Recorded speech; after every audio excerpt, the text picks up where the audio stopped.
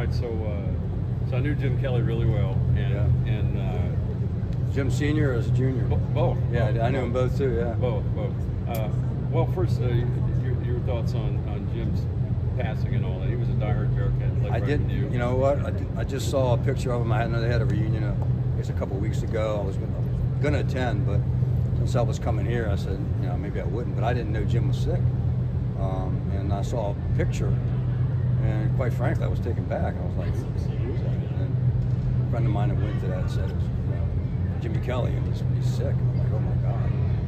So, and then a couple weeks later, he passed. He was a great guy, good football player, just a really good guy. That's all you can say. I think that's a compliment. Anytime you can say someone's a good guy, and he was, so was his dad.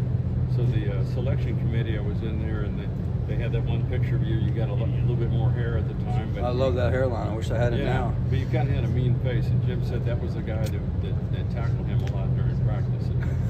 And you were quite the terror, from what I understand. Well, I just tried hard. Did my best, and Jim was a good receiver, so it was good practicing against him, and he was good. So again, I wish I had the hairline. I'm not sure I'm that mean of a guy anymore, but I did try to play hard, and it was good playing against Jim because he was, like I said, a good receiver. He prepared me a lot for the coming games. Sporting News first-team All-American. It doesn't happen to anybody, so you were pretty good yourself. I hope so. I hope I was. I was actually, it was interesting, I was on the Playboy All-American squad, which Playboy had an All-American team. The first team got to go to the mansion, so I was on the squad, so I didn't go. I thought the mansion would have been intellectually stimulating if I had been able to go there, but I didn't get to go there. You had one game where you had a pick six and a kickoff return. Who was that against? You remember? I don't think it was Alabama, but it was. I don't even know who it was again. This is 50 years ago, so I'm trying to pick my brain. But it was apparently it was actually 3 touchdowns in 3 minutes, 3 different ways. And they kicked the ball off. I returned it. We kicked off to them. We stopped them in 3 downs. They punted. I returned a punt for a touchdown. And then we kicked off again, and we pinned them down, and they threw a pass. I picked it off and went in for a touchdown. However, the interception got called back. That was the thing that got called back. And somebody had clipped. So they called it back, and my teammate apologized profusely, but it was okay.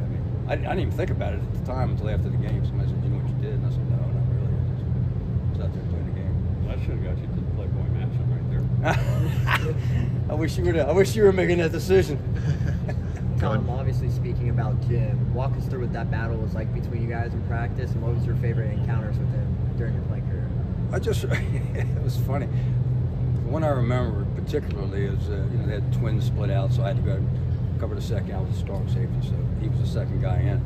And so I went out with him, and he came out to block me. It was practice, and I maybe hit him a little too hard, and his father got mad at me. But that's the thing I remember about him. But that was a good battle with him. He needed to try to block me, and sometimes he caught the pass on me. Sometimes I blocked him. But it was a good competition because again, he was a good receiver. And then Tom, also speak about what that moment was like when John called you with the news you'd be going into the Hall of Fame, and what do you remember from that conversation? I remember from the conversation, he left a message on the machine, my answer machine. So I was in Florida, so I picked it up, and it said, "This is John Cunningham, athletic director from the University of Cincinnati." I'm like, wow, what's this about? The athletic director's never called me before. It's got to be either one or two things. Maybe I missed some sort of fundraiser, or they finally caught up with me for that jersey I took out of the locker room my senior year. I still got it, by the way. So I figured one way or another I'm getting the checkbook out. So I get the checkbook out. I call him back, and he says, "We want to put you in the Hall of Fame." I'm like, "Really?" He says, "Yeah." And I said, "Wow." So we talked a little bit about. He worked at the University of Maryland. He lived in the D.C. area, where I'm from. So we talked a little bit about that in the area, and then I hung up the phone. I was like, oh my God, I got a chance to reflect on all the great athletes that are in the Hall now, my fellow inductees. You think about all the great athletes yet to come, and I was really just humbled and surprised that he would even think to include me, honestly. So that's how I felt. What's it been like watching this program go from obviously fledgling in the 1970s, just continuously rising and where they are today, where they're 6-1 right now and bouncing back after a college football playoff run. I'm just so proud of it. You know, I mean, I wear Cincinnati paraphernalia in the gym when I work out, you know, when it's clean anyway. But everybody knows I'm from Cincinnati, and it's just tremendous pride because all of a sudden I can associate myself with those teams, you know. So they say, "Oh, yeah, Cincinnati won." I say, "Absolutely, they won." So I'm the biggest fan. You know, I think it's fantastic. I mean, it's amazing where they've come, honestly. And I'm glad, you know, they've made the commitment to either do that, because I remember I was here for Letterman's weekend, and I remember just saying, look, either you know, make the commitment, you know, put the time and effort and money into the program to make it something or don't. And I'm glad to see they did that, not because I said it, but I'm glad to see they did that. And it was, and again, it's a tremendous sense of pride for me. When's the last time you were here, and how much has it changed? Just campus, the facilities, the athletic? I was here about 20 years ago. I think I was also a featured letterman. Yeah. And I came back and talked. It was different then. Now it's incredible. We used to dress in the stadium under the stairs, you know, and when it rained, you know, the water would come in and you had rats in there, and it was just insane. So, you know, and then I was telling the guys today, I lifted weights in the new complex. That's next level. So, you know, we had the Sears and Roebuck weights where you had to put the clips on, you know, and sometimes the clip would be off, and those are the kinds of weights we had to deal with. So now I'm like, good Lord, I guess this is what you have to do to be in the Big 12, and I'm happy for it. Just, again, tremendous amount of pride being an alumni and being a letterman from here. Still got my letterman's jacket too, right every now and then.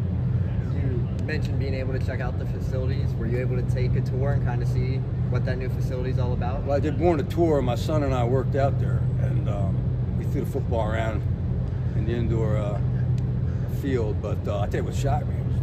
Usually I'm used to 45-pound plates. These guys had 100-pound plates on these things. I mean, they had 1,000 pounds on one of these leg machines. And I figured, well, let me just see. I don't want to move this 100 pounds off. Maybe I can get a rep in or two. I couldn't even get the thing off the rack. So I mean, it was just shocking. And then, you know, they were getting ready for a big nutritional menu out for the kids and the guys. I'm like, good Lord, you know, or we didn't have any of that. So I've never seen anything like it. Thank you.